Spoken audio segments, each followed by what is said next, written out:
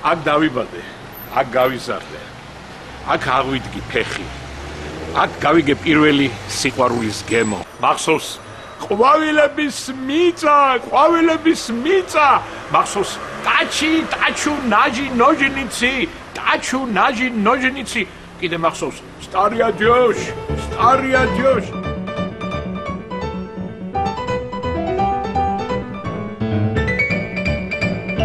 სხვადასხვა სკოლებში ვაგროვებდით ჯარს. მივდიოდით ეზოებში და ხან ვინ გამოგვეკიდებოდა, ხან ვინ გამოგვეკიდებოდა. სადმი გაქვთ კასტრულები, ჩაინიკები, აშტები, ყველაფერი მიქონდა სკოლაში და იქ მერე სკოლა აბარებდა. იმიტომ გეგმა ქონდა სკოლას, ჯართის ჩაბარების. მოდი.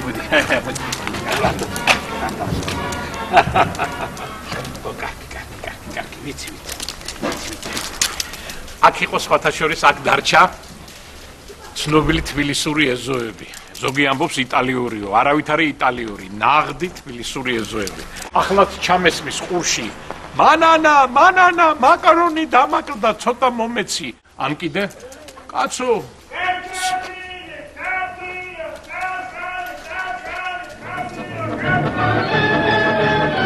თბილისური რეალობა, მეგობრებო. აი კარტოფილს ყიდის კაცი, თავისი ტრანსპორტით.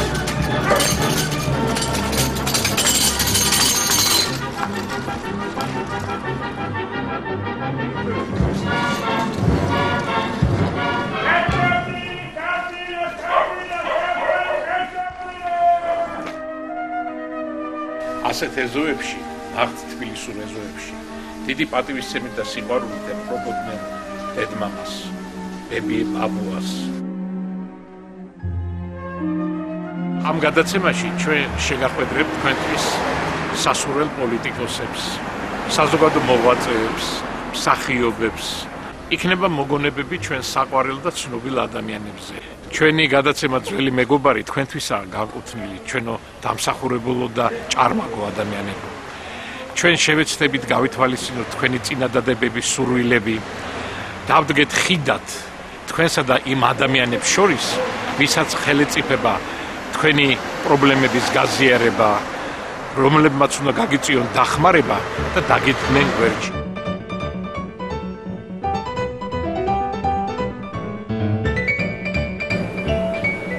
ჩვენ ვიმყოფებით საქართველოს პარლამენტში და მივდივართ სტუმრად ჯანმრთელობის დაცვისა და სოციალური საკითხების კომიტეტის თავმჯდომარესთან ბატონ ოთარ თოიძესთან. გთხოვთ.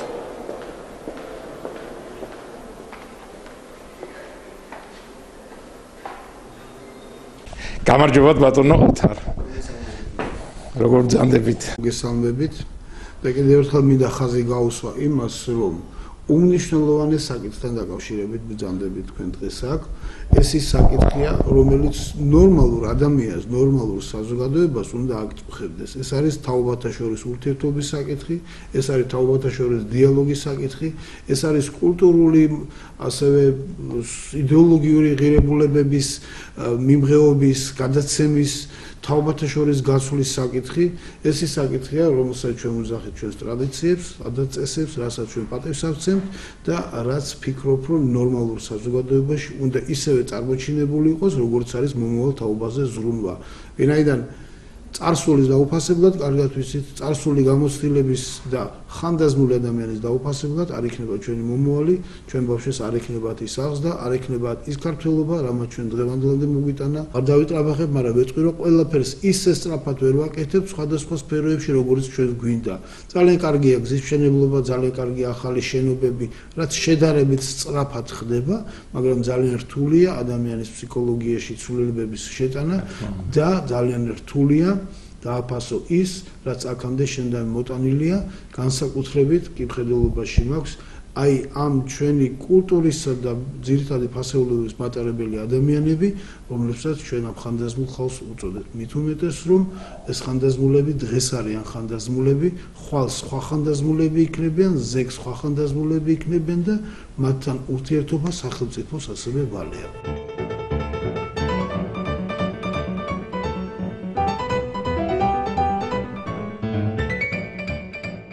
პენსიონერებს და ხო და გაინტერესებს თქვენი სახელი? ბატონო უშანი. უშანგი?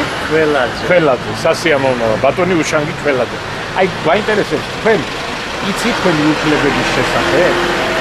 აი, რა პრივილეგიები აქვს პენსიონერს? და თუ არა? არა, იმიტომ რომ პენსიონერს აუცილებლად უნდა ქონდეს მაინდა-მაინც უკვე. არ მუშაობს საზოგადოებრივ საქმეებში сарецева. Извините, я по-русски. Ну, по-русски я буду говорить. Это нет никаких проблем. Похоже на Мерил Стрип, нет? Не знаю, мне никто не говорит. Ваши права, вы знаете? Ваши права, как пенсионерки. Нет, честно говоря, Вы давно не знаю. пенсионерка? В этом году стала. А в этом году Да. стали. Ну, поздравляю. А что, спасибо. Не с чем. Не А с чем. что, есть права какие-то, да?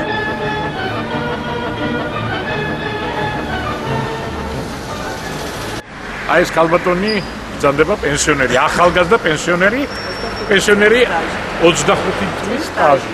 წარმოგიდგენიათ 25 წლის სტაჟი, ну ფეხად დიაბეტით დაავადებული. თქვენ იცით თქვენი უფლებები, როგორც პენსიონერი?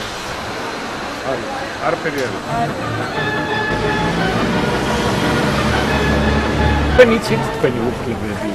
აი თქვენ რა პრივილეგიები გაქვთ? იცით საერთოდ აი თქვენ პენსიონერი ბრძანდება თუ არა? შეიძლება რაღაც არ ვიცნა, ესე ძირთადი ვიცით. არა რო იყავი მაშინა გიცნობა, აი, აი აქრო ცხოვრ, არ მინდა რა. არაფერი, მოგძანდით აქ, მოგძანდით. ფორმაში ვარ, მე ის კალი კი აღარავა, შენ რო პატარა იყავ.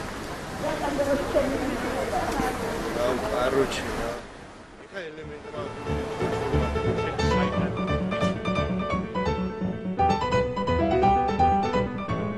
ჩვენ ვიმყოფებით პენსიონერთა კავშირის გამგეობაში.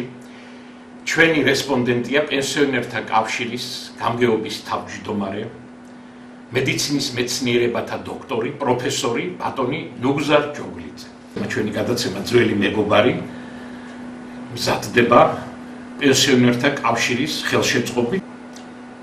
მართალია გადაცემა ძველი მეგობარი მეგობრის ინიციატორები ჩვენ ავართ და ჩვენი დიდი სურვილი იყო რომ ეს გადაცემა გასულიყო ეთერში, მაგრამ მარტო სურვილი და ინიციატივა მოგხსენებათ პენსიონერებს გააკეთებთ თუ არა ის მხარდაჭერა რომელიც ჩვენ გაგვიწია პარლამენტის ჯანმრთელობისა და სოციალური საქმეების კომიტეტის თავმჯდომარემ ბატონმა ოთარ თორიძემ, გამოუწყებლობის გენერალურმა დირექტორმა ბატონმა გიორგი ჭარტურიამ, ისუსაც მათ დიდი მადლობა მინდა გადავხადოთ. ჩვენც უხდით მადლობას. რაც შეეხება გადაცემას, გადაცემა ჩემი აზრით გაცილებით უფრო ადრე უნდა უმზადებულიყო და გასულიყო ეთერში, რადგანაც ჩვენი ხანდაზმული ხალხი ამას იმსახურა. კიდევ ვფიქრობ, რომ ეს გადაცემა ხელს შეუწყობს მათ საზოგადოებაში ინტეგრაციის საკითხს. საშუალება ექნებათ მიიღონ გარკვეული ინფორმაციები, რომელსაც ისინი ისათვის მოკლებული არიან და უფრო მეტად ამ გადაცემის აზრი მაშინ მდგომარეობს, რომ მოაწოდონ საზოგადოებას, მთავრობას, ხელისუფლებას თავისი აზრები, გააცნონ თავისი პრობლემები, რომ მათზე რეაგირება უფრო იოლი გახდეს. რაც შეეხება კავშირს, პენსიონერთა კავშირს, ამის სტრუქტურა დამყარებულია იმ პრინციპზე, რომ ყველა პენსიონერთან შევძლოთ მისვლა. მივცეთ, რაც მთავარია სულიერი საზოგადოება. ისთვისაც გვინდა შევქმნათ პენსიონერთა კლუბები, რომელიც ძალიან აკლიათ პენსიონერებს, როგორც ჩვენ ვიცით, მათი გამოხმაურებებიდან და მათი წინადადებები რომ მოგწეს, იგი ძალიან აკლიათ ეს. ეს ზოგჯერ მატერიალურზე უფრო ნიშნავს. ჩვენ იმით ვიტოვებთ, რომ აქ კვლავ შევხვდებით თქვენთან და უფრო დაწვრილებით მოგვითხრობთ თქვენს პრობლემებზე და თქვენს მიღწევებზე.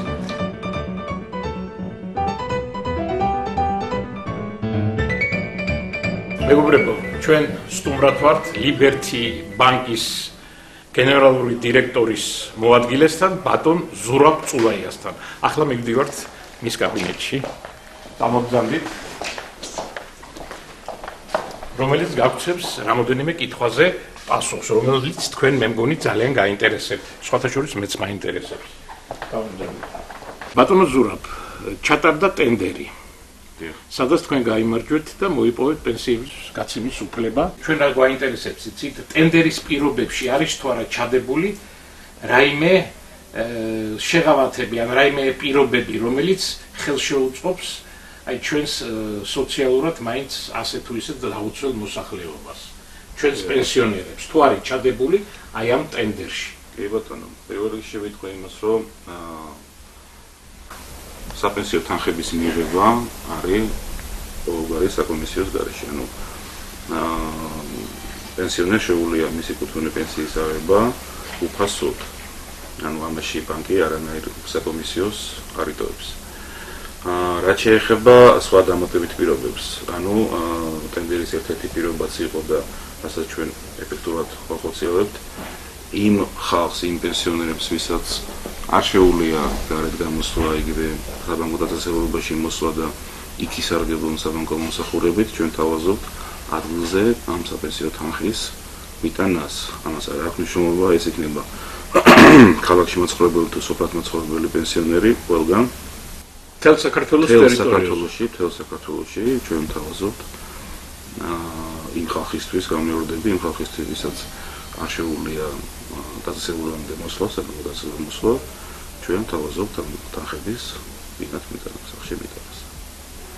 და თქვენ ამ მიზნებისთვის რაღაცა მე როგორც გავიგე, ავტობუსები შეიძინეთ, მიკროავტობუსები. კი ბატონო, მოგახსენებთ, ეს არის ახალი ინოვაციური პროექტი ზოგადად საქართველოს საბანკო სივრცეში. ეს არის Liberty Express-ი, ესე ქვია ამ პროექტს, რომელიც იმსახურება ზუსტად პირველ რიგში ჩვენს ხანდაზმულ პენსიონერებს და ზოგადად სოციალურ დაუცველფენას იმსახურონ ადგილზე შეთავაზონ ყველა სახის საბანკო მომსახურება.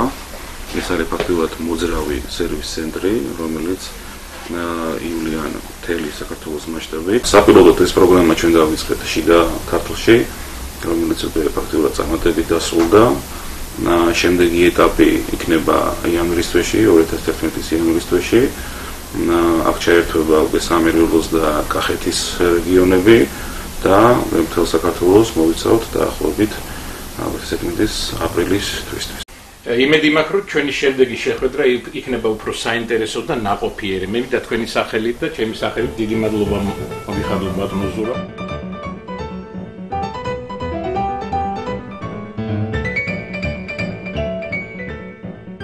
გეპატიჟებით საოჯახო მედიცინის სასწავლო კლინიკურ ცენტრში. დირექტორია ქალბატონი მარინა შიხაშვილი. გთხოვთ.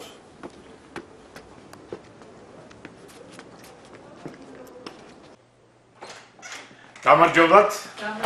როგორ ბრძანდებით? კარგად მოგესალმებით, რომ ეს კონტინგენტი, პენსიონერების კონტინგენტი არის ყველაზე მეტად მიდრეკილი ავადმყოფობისგან. მე თქვენ რა შეგიძლიათ გითხრათ, თქვენი ცენტრი, როგორც ვიცი, პროექტი შეადგინა ძალიან ბევრი სასიამოვნო და კარგი წამოწყება გაქვთ თქვენ, აი ამ მიმართულებით და რა შეგიძლიათ გითხრათ ჩვენ? ჩვენი დაწესებულება ეს არის საოჯახო მედიცინის ცენტრი, ანუ ეს არის დაწესებულება, სადაც სამედიცინო მომსახურებას ღებულობს ყველა ასაკის ადამიანი. ბავშვი, მოზარდი, მოზრდილი, ხანში შესული. და ხანში შესულების სამედიცინო მომსახურება არის ერთ-ერთი ძირითადი და წამყვანი საოჯახო მედიცინაში. საქმეს გახლავთ, რომ პრაქტიკულად 21 საუკუნეში, უკვე 20 საუკუნის ბოლოდანაც დაიწყო საბედნიეროდ ზოგადად მოსახლეობის დააბერების პროცესი. გერიატრიული მოსახლეობის სამედიცინო ენაზე, პოპულარულ ენაზე ხანდაზმულთა წილი საკმაოდ გაიზარდა. რადგანაც ხანდაზმულთა წილი გაიზარდა, შესაბამისად ეს ტვირთი დააწვა საზოგადოებას. როგორც მათი მატერიალური საზოგადოებას და სახელმწიფოს. როგორც მათი მატერიალური უზრუნველყოფის ხრის, ასევე ჯანმრთელობის საკითხებზე პასუხისმგებლობის აღებასთან დაკავშირებით. აქ არის პრობლემა სოციალური, აქ არის პრობლემა ფსიქოლოგიური და შეიძლება ვთქვათ სამედიცინო პრობლემა ყველაზე ბოლოს. აი იმ სოციალური და ფსიქოლოგიური პრობლემებიდან უკვე შემდეგ ჩნდება სამედიცინო პრობლემა და შეიძლება სამედიცინო პრობლემა იყოს უბრალოდ რომელიმე კლინიკური ნიშანი იყოს იმ სოციალური და ფსიქოლოგიური მიზეზებიდან გამომდინარე. ეხლა ხანთასმულებისთვის მოგეხსენებათ ყველაზე მნიშვნელოვანი არის ფსიქოლოგიური პრობლემა, ეს არის ასოციალიზაცია. ანუ ის რომ გუშინ ეს ადამიანი მუშაობდა, ძალიან აქტიური იყო სოციალურად ჩაბმული იყო საზოგადოებრივ საქმიანობაში, დღეს მისი ასაკის და გამო შეიძლება მოკლებული იყოს ამ ბედნიერებას, რჩება უფუნქციოდ, რომელიც თავისთავად იწვევს ფსიქოლოგიურ პრობლემას, ისეთი როგორიცაა დეპრესია, დემენცია და ასე შემდეგ. და უკვე აი ეს დეპრესია, დემენცია ეს უკვე სამედიცინო პრობლემა. აქედან გამომდინარე ძალიან მნიშვნელოვანია დროულად შევაფასოთ ამ პაციენტების ფსიქოლოგიური, სოციალური და სამედიცინო პრობლემა. დიდი მადლობა ქალბატონო მარინა, დიდი მადლობა ამ საინტერესო საუბრისთვის. იმეც ვიტოვებთ, რომ კიდე შევხვდებით ერთმანეთს, თქვენ ძალიან კარგი მოსაუბრი ხართ, ძინული მოსაუბრი ხართ. ჩვენთან შემოვა წერილები, იმ წერილებს თქვენ მოგართმევთ და თქვენ მე მგონი შეძლებთ ამაზე პასუხის გაცემას. მინდა დიდი მადლობა გადაუხადო ქალბატონ მარინას.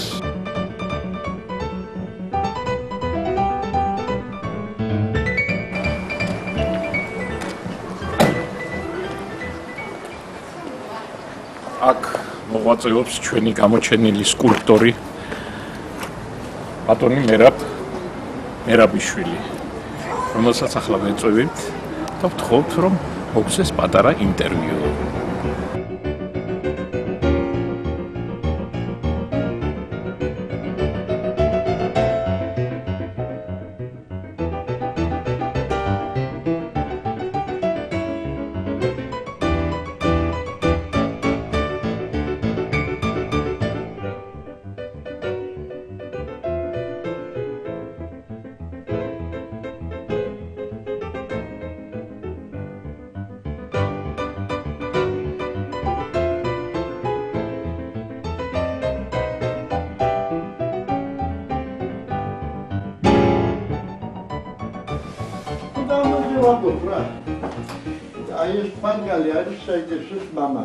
ეს არის ბატონ მერაბის მამა, ბატონი კონსტანტინე მერაბიშვილი. რუსთაველის ძეგლის შემქმნელი.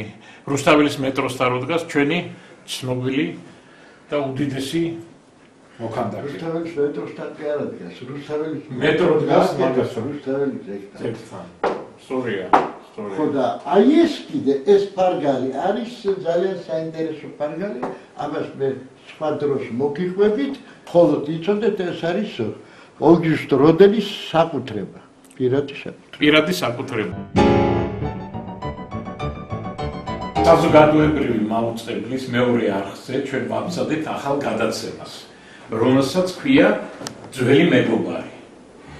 ხო, რომელიც ეძღვნება და მზადდება სპეციალურად პენსიონერებისთვის და უფროსი თაობისთვის.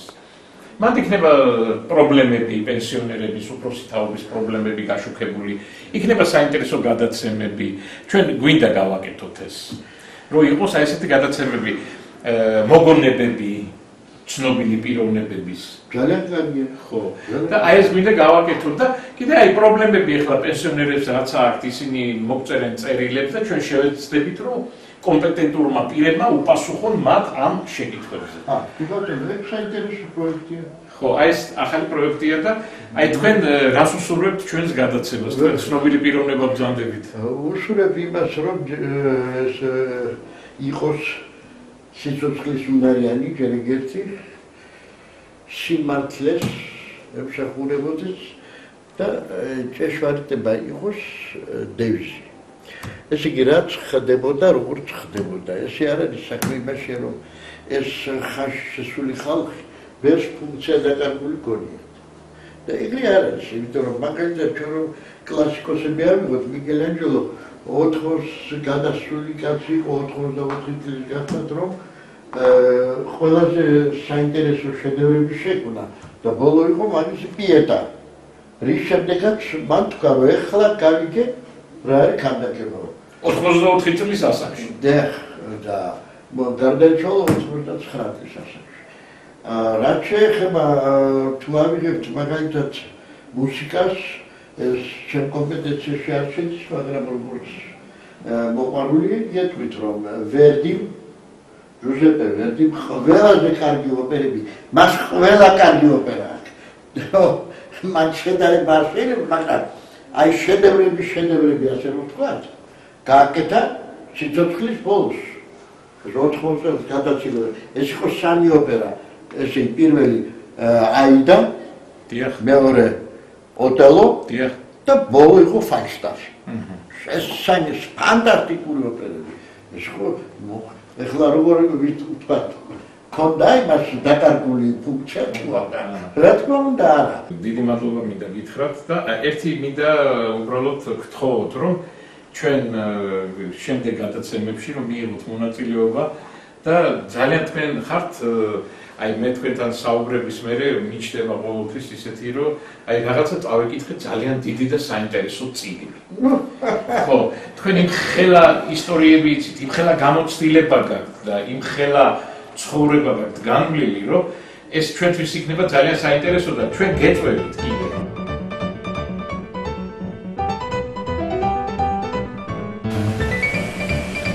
ეხლა გამოვა ეთერი.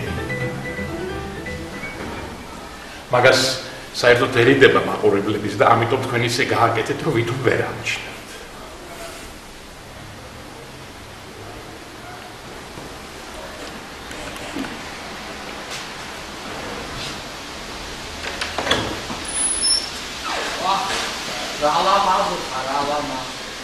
რა სილამაზეა შეხედე.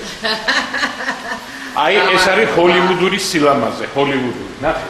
რა საკვირველია, აგრეთვე როგორ ლამაზი ხარ რა. ნუ მე ეს რა თქმა უნდა ეს ბუნებრივი სილამაზე. ბუნებრივი. ვერაცალ ოპტიმისტურა. Это хорошо. Сними нас. Ритме вальса. Ритме вальса, правильно. Колец, ну это იგი. რა არის ეს ბედნიერება? არის რა? ისეთ რომ ცოცხლები ვართ, ხო მართალი ვარ? აი მე მაგალითად ბედნიერი ვარ, რომ ცოცხალი ვარ. სიტყვებს ვერ პოულობ, იმდენად მომეწონა, იცით? ჯერ დასახელება მომწონს რა, ძველი მეგობარი, იცით? აი რა შეხვდები, იცით? მეგობარს ქუჩაში, აი რომ ნოსტალგიას აღიძრებს რა, ნოსტალგია. აი რომ შეხვდები, იცით, რომელიც არ გინახავს რამოდენიმე თვე ალბათ არა, შეიძლება წელიწადის და რაღაც გაღიმებული რო ხარ, იცით? თვალები გიბწყინავს, იცით და რომ ჩაეკრები, იცი, აი მეგობარს, ეს არის ძალიან დიდი ბედნიერება რა და ალბათ ეს გადაცემა ამას შეუწყობს სწორედ ხელს, იცით? აი ამ მეგობრობას, აი ამ ურთიერთსიყვარულს, იცით? აი თვალების გაბწყინებას, იცით? აბარა, ნუ. და ეხლა იმედია რომ მე მინდა შენგან ავიღო პირობა რომ შენ აქტიურად მიიღებ მონაწილეობას ამ გადაცემების მომზადებაში. აუცილებლად, მე ძალიან გთხოვთ რომ ხშირად გადავიღეთ რა. პირველი გადაცემა როგორც კი გავა, იცით?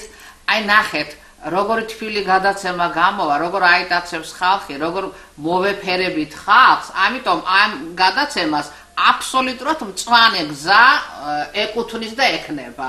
შეიძლება აი ამ შენ ინტერვიუს დაურთოთ რამე შენი სიმღერა, აი შენ რა სურვილები გაქვს, რომელი სიმღერა გინდა რომ დაურთოთ? იცით რა? შეიძლება ნაწყვეტი იყოს იმ სიმღერიდან. იცით რა, ერთ კუპლეტს ვიმღერებ ესე აკაპელა, იცით? კარგით. მალადეც. ისე როგორც არასოდეს ახლა უფრო გწადია ქართველებმა ერთმანეთი შევიყვაროთ ძალიან ერთიანი საქართველო ჩვენი სალოცავია. მალადეც. ბრავო. ეს იყო ნაწყვეტი ვაჟა აზარაშვილის სიმღერიდან.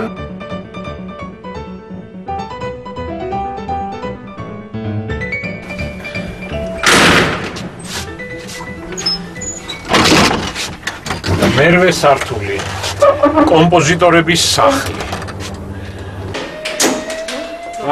მეუღლე.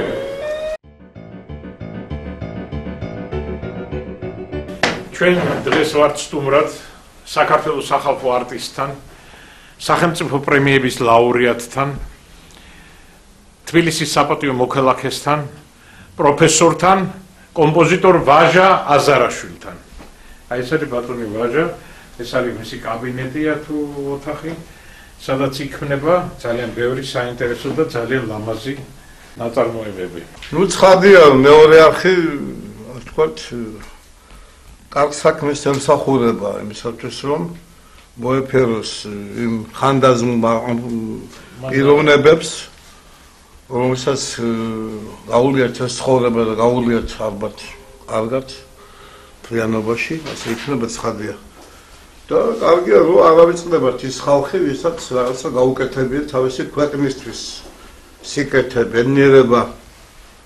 ხო, და ამას ყველაფერს დანახვა უნდა და ამას ყველაფერს ასე ვთქვათ, გაშუქება, იმიტომ რომ ისე გარბეს ეძიო რომ ვერ ასწავთ და ბევრი ასეთი ღირს შესანიშნავი ადამიანები, ვისაც დევიდან გავა, უკვე აღარ არიან ამ ქვეყნად, ამიტომ ვინც რამე გააკეთა ესეთი ეროვნული, კეთილი, ქართული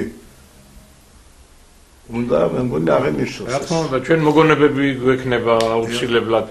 ზოგ მოგონებებში თქვენ უნდა დაგვეხმაროთ. ბატონ ვაჟას თხოვთ ეხლავე რომ დაგვეხმაროს. კი, მაგრამ ახალგაზრდობას არ ვაინტერესებს? არა, ახალგაზრდობაც იქნება, რა თქმა უნდა, ტელევიზორს ხო არ გამოვუთავთ ჩვენ. ახალგაზრდებიც უყურებენ და ჩართონ ტელევიზორზე, გაიგონ ვისთან რა გზა გაგულია. უკან მოხდეს არ მეშინია, ესე ქვია წიგნს. ესე იგი ცხოვრებამა გავლილი რომ არ მეშინე, იმიტომ კაცურად გავიარე, რატო უნდა მეშინო? ეს არის თველი ჩემი ცხოვრება. გერჯოლობის რაც გავიარე ამ 74 წლის ასაკში. ბატონო ვაჟა, თქვენ ახლა ამჟამად რაზე მუშაობთ, რას აკეთებთ?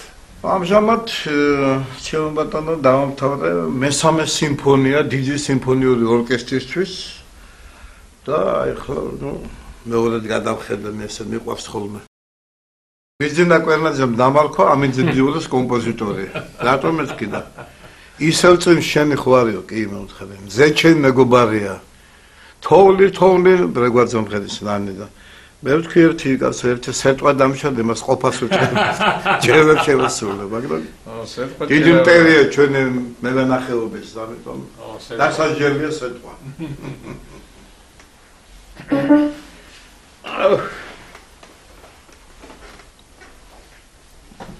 ლექსი მორის ფოცხიშვილის ისევ წვიმს.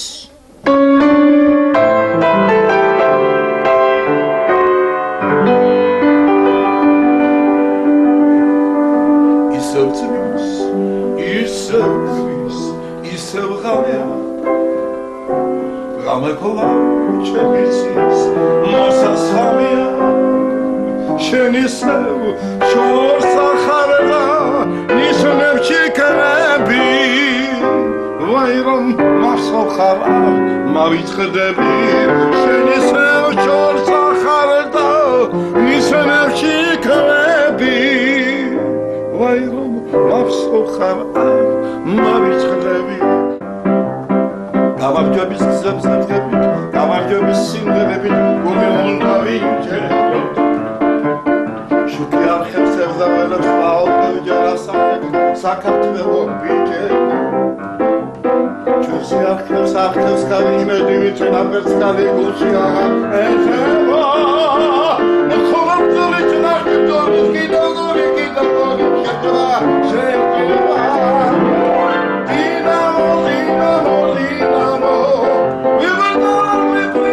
ძველი მეგობარი აქ გემშვიდობებათ. მოგიწოდებთ უფრო აქტიურად ჩაებათ ჩვენთან ურთიერთობაში. რათა ჩვენი გადაცემა უფრო საინტერესო და მიმზიდველი გახდეს. დაგვირეკეთ, მოგწერეთ, დაგვისვით შეკითხვები, მოგვიყევით თქვენს პრობლემებზე, თქვენს წარსულზე, საინტერესო ადამიანებზე და საერთოდ ყველაფერზე, რასაც საჭიროთ ჩათვლით.